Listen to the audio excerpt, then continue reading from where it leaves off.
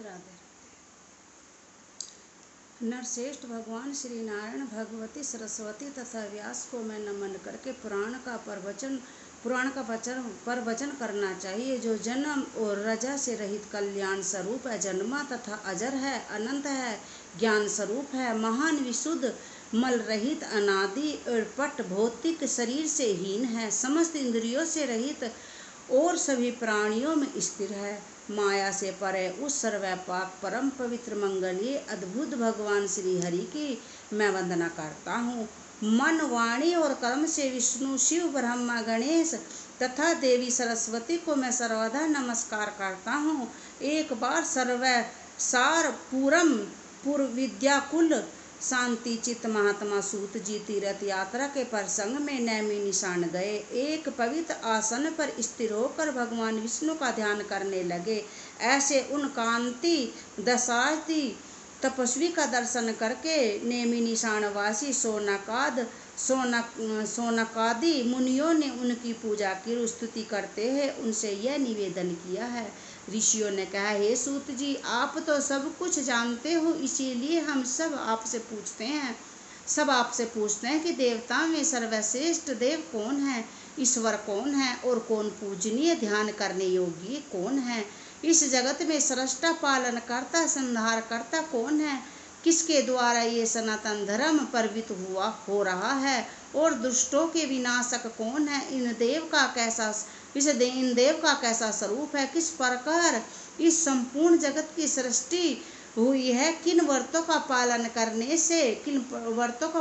करने से ये देव संतुष्ट होते हैं, किस योग के द्वारा उनको प्राप्त किया जा सकता है, उनके कितने अवतार हैं, उनकी वंश परंपरा कैसी है,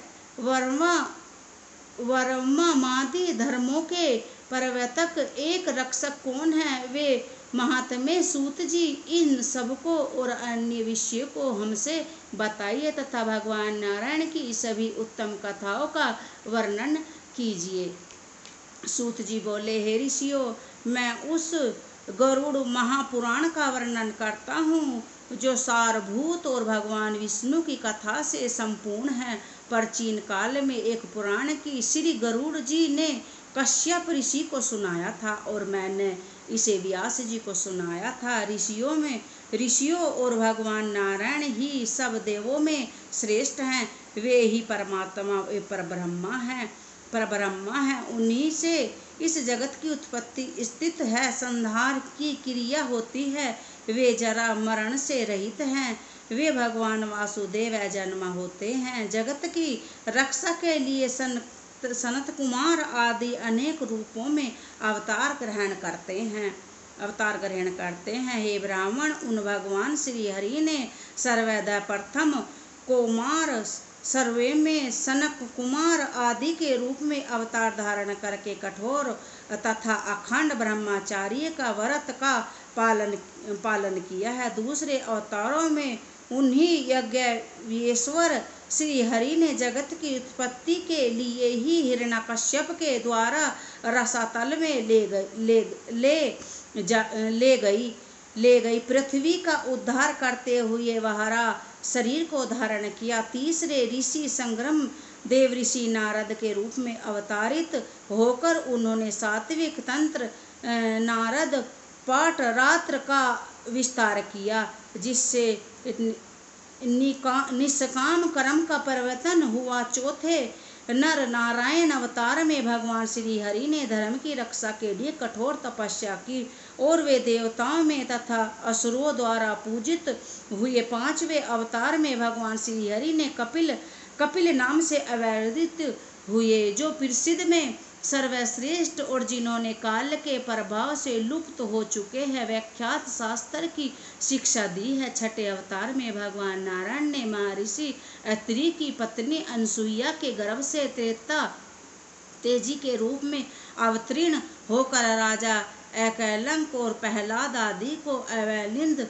क्षीण की ब्रह्मा विद्या का उपदेश दिया। सातवें अवतार में श्री नारायण ने इंद्रिय आदि देवताओं के साथ यज्ञ का अनुष्ठान किया और इसी सवभन्नु मंत्रांत में वे अकरित के गर्भ से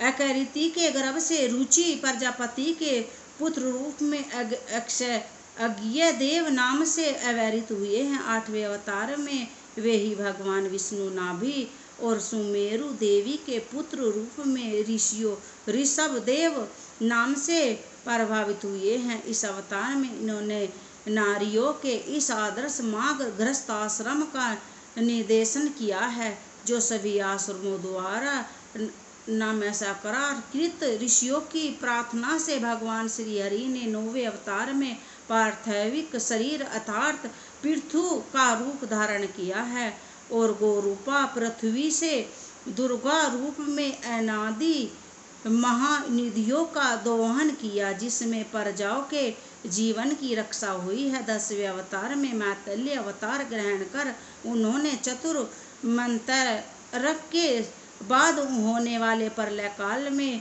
निरसित वैतल्य मुनि को पृथ्वी रूप में नौका में बैठकर सुरक्षा प्रदान की है। 11वें अवतार में देवी और दानवों में समुद्र मंथन किया तो उस समय भगवान नारायण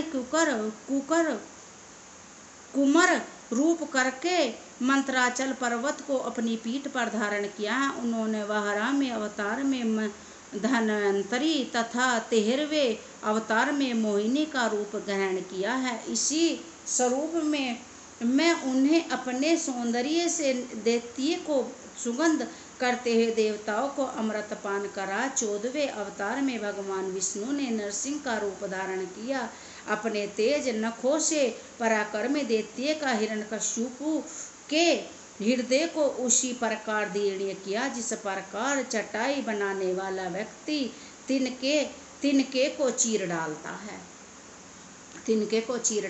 15वें अवतार में वामन रूप धारण कर वे राजा बलि के यज्ञ में गए और देवों को तीनों लोक प्रदान करने की इच्छा से उसने 3 पग भूमि की याचना की है। 16वें परशुराम नामक अवतार में ब्रह्मा द्रोणा ही क्षत्रियों के अत्याचारों को देखकर उनको क्रोध आ गया और उसी भाववश में उन्हें 21 बार पृथ्वी को क्षत्रियों से रहित कर दिया है। तदनंतर 17वें अवतार में ये परशु द्वारा सात्विक 30 व्यास नाम से अवतरित हुए हैं। मनुष्यों की कल्पना ज्ञात को जानकर उन्होंने देव रूपी वृक्ष को अनेक शाखाओं में विकसित किया है। श्री हरि ने देवताओं के कार्य को करने की इच्छा से राजा के रूप में श्री राम नाम से 18वां अवतार लेकर शतबंध आदि अनेक पराक्रमी पूर्ण कार्य किया है। 19वें तथा 20वें अवतार में श्री हरि ने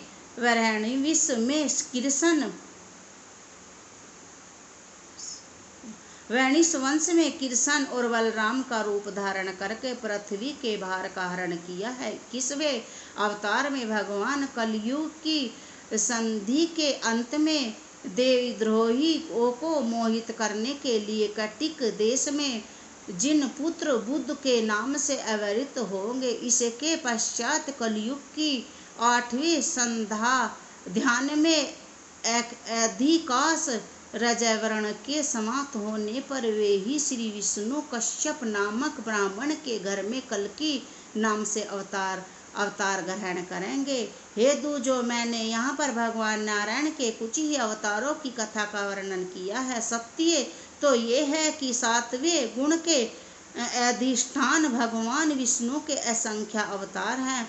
मनु देव तथा सृष्टिवर्ता कभी ऋषि उन्हीं विष्णु की विषभूतियाँ कही गई है। उन्हीं मनु आदि श्रेष्ठ ऋषियों से उन जगत की सृष्टि आदि होती है। इसीलिए व्रत आदि के द्वारा उनकी पूजा करनी चाहिए। प्राचीन काल में भगवान देव व्यास ने इसी गरुड़ पुराण को मुझे सुनाया था। राधे राधे।